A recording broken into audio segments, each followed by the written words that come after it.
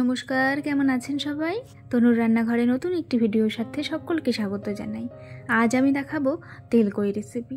এই রেসিপিটি কিন্তু আমার মায়ের হাতের, তো আপনারা দেখতে থাকুন। আমি চেষ্টা করি প্রত্যেকটা রেসিপি খুব সহজভাবে দেখানোর, আজও তার অন্যথা হবে না। চলুন তাহলে শুরু করা যাক। তো প্রথমে আমি 1 কিলো কই মাছ নিয়ে নিয়েছি। এখানে আমার মাছটা একটু বড় আছে, সেই জন্য মাঝখানে আমি কাট লাগিয়ে নিয়েছি। মাছে একটু করে চিড়ে চিড়ে নিয়েছি। আর এখানে আমার 7 পিস মাছ আছে।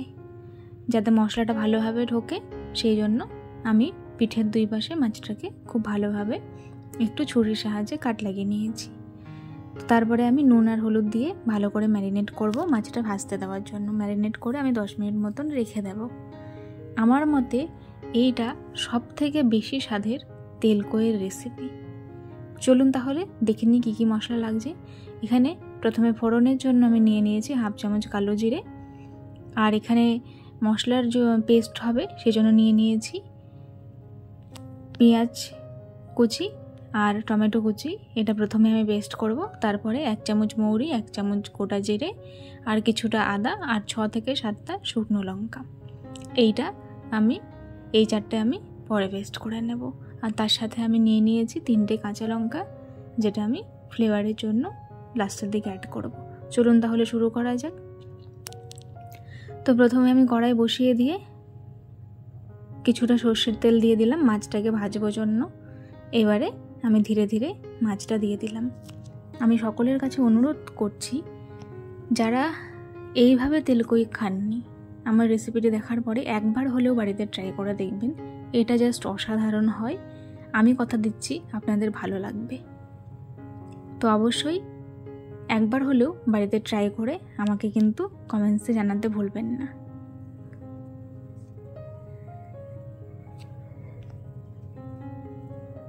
তো সবগুলো মাছ আমি খুব ভালো করে ভেজে নেব। তবে একটা জিনিস খেয়াল রাখতে হবে, তেলকইয়ের মাছ কিন্তু বেশি কড়া করে ভাজবেন না, তাতে কিন্তু স্বাদটা ভালো লাগে না খেতে। বেশ লালচে করে দুপাশে ভেজে নেবেন, কিন্তু একটু খেয়াল রেখে ভাজবেন যাতে বেশি কড়া বা শক্ত না হয়ে যায় মাছটা।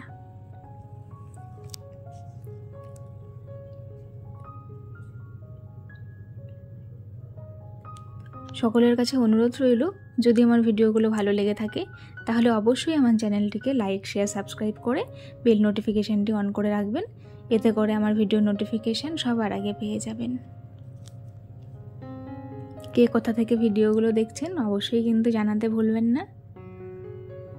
আর এই রেসিপি কিন্তু অবশ্যই ট্রাই করবেন বাড়িতে। তো মাছগুলো আমার বেশ লালচে করে ভাজা হয়ে গেছে। এবারে আমি এটাকে তুলে নিচ্ছি। দেখুন, এবার ওই তেলের মধ্যেই আমি এখন দিয়ে দেব 1/2 চামচ কালো জিরে ফোড়ন। তারপরে এখানে আমি দিয়ে দিয়েছি পেঁয়াজ আর টমেটোর পেস্টটা। যেহেতু পেঁয়াজ আর টমেটোর একটা গন্ধ থাকে, সেই জন্য এটাকে খুব ভালো করে কষে নেওয়ার পরে আমি আদা, জিরে, শুকনো লঙ্কা আর মৌরির পেস্টটা তারপরে অ্যাড করব। তো প্রথমে মশলা ধোয়া বাটিটা থেকে আমি কিছুটা জল এখানে অ্যাড করে দিলাম মশলাটাকে কিছুক্ষণ কষাবো বলে। তারপরে আমি এখানে স্বাদ মতন নুন অ্যাড করে দিয়েছি আর সাথে দিয়ে দিয়েছি 1 চামচ হলুদ গুঁড়ো, 1.5 চামচ মতন কাশ্মীরি লঙ্কার গুঁড়ো রঙের জন্য। তো এটাকে প্রথমে আমি কাঁচা গন্ধটা চলে যাওয়া অবধি খুব ভালো করে কষাবো। তারপরে আমি বাকি পেস্টটা এর মধ্যে অ্যাড করব। এইটা যখন তেল ছেড়ে দেবে তারপরে। রেসিপিটা কিন্তু খুব সহজ, কিন্তু পুরো প্রসেসটা ভালো করে আপনারা একবার রান্না করবেন। আশা করছি আমি কিভাবে করছি সেটা আপনাদেরকে বোঝাতে পারছি। দেখুন, তেল ছেড়ে গেছে খুব ভালোভাবে।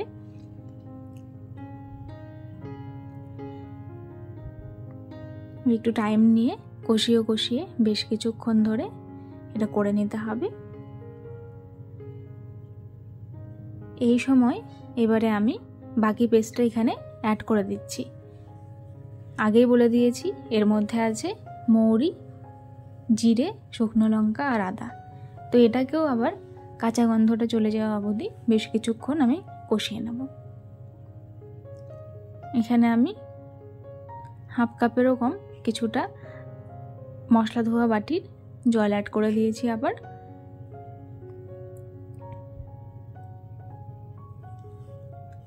প্রত্যেকটা ভিডিওতেই আমি বলে থাকি মশলা কিন্তু যত ভালো কষানো হবে তত ভালোই কিন্তু খেতে হবে।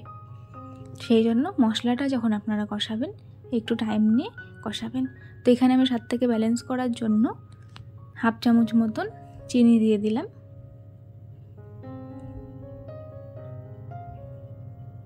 দেখুন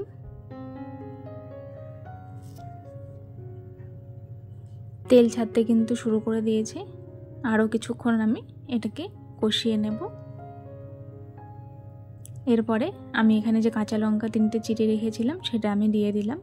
এতে করে সুন্দর একটা গন্ধ আসবে আর খেতে কিন্তু খুব ভালো লাগবে।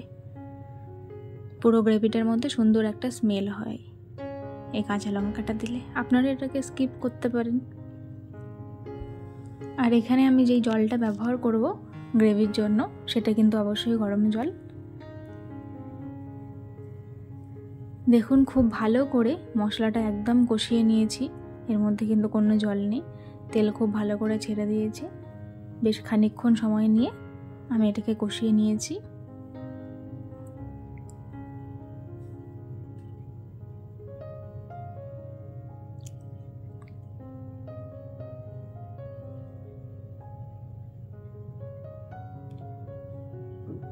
এই সময়ে এবারে আমি এর মধ্যে বড় গ্লাসের 1.5 গ্লাস মতন আমি এখানে জল অ্যাড করে দিলাম।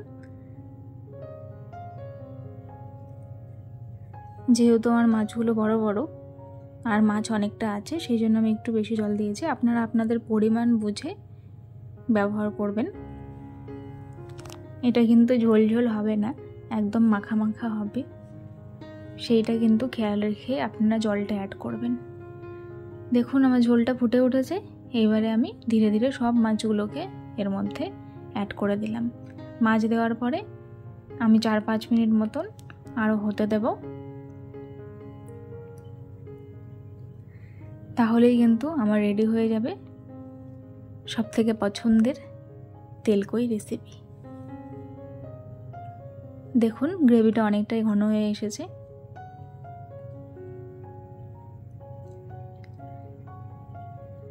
আমার তেলকই রেডি হয়ে গেছে।